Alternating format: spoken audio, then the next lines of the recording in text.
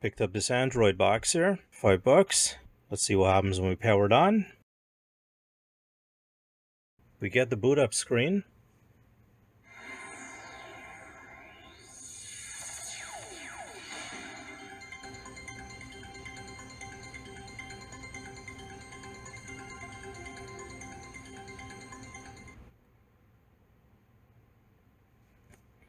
However, this remote doesn't do anything.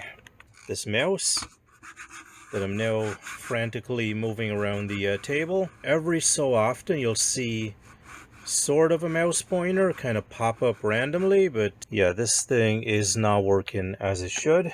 Picked it up for $5 at the thrift store. Didn't actually expect it to work, but should have known something was up when I saw the remote took 2 batteries and there was a pack with 3 batteries inside the box. The remote is broadcasting a signal. If it's the correct remote for this, I couldn't tell you, but this picture kind of matches up with this thing. My first thought was to factory reset this thing. You know, usually these devices have a little sort of a pinhole that you press a paper clip into it and it'll reset the entire system. This one doesn't appear to. Sometimes as well, the pinhole will be in the HDMI port, if so if red, but no such luck. So let's take this thing apart, see what we're dealing with. I'm hoping there's going to be an internal reset switch inside. I believe the screws are probably underneath these little legs. Let's see. Nope. Doesn't feel like there's a screw underneath this.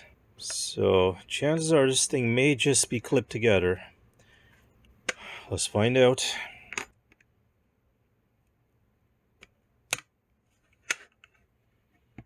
That's sort of promising.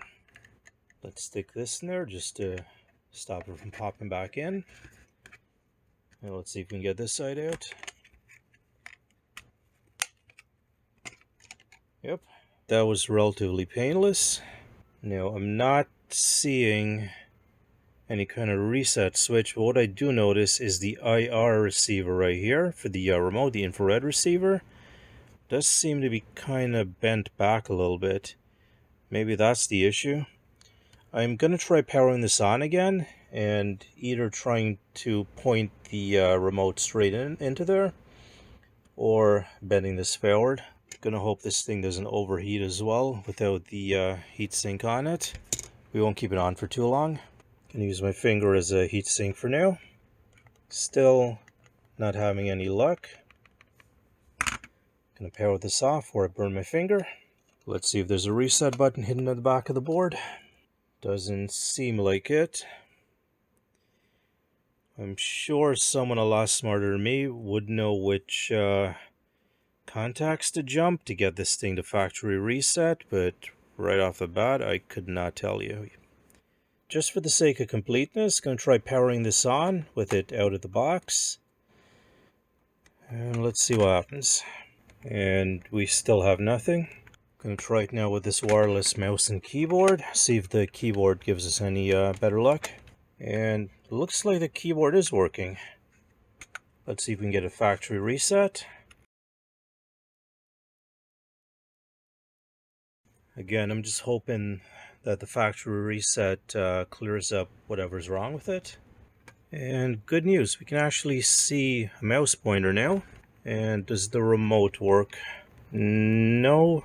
There's the possibility that the remote doesn't work if there's a keyboard and mouse plugged in. So I'm going to reboot it again without the keyboard and mouse. Let's see if this works. Remote is still not doing anything. And right, looks like the remote stopped working now. What's going on here? Looks like the battery's a little bit finicky, but still nothing happening. Gonna plug the keyboard and mouse back in. Let's see if it picks it up, and it does. Now there is a remote possibility that this is not the actual remote for this thing, or that the IR circuit in here is damaged. Regardless, I was gonna hook up a keyboard and mouse to it anyways. But I mean, not that it wouldn't have been nice to have this. At least we've got a partial fix. The mouse is working again. And it looks like I can play around with this thing, see what it can do.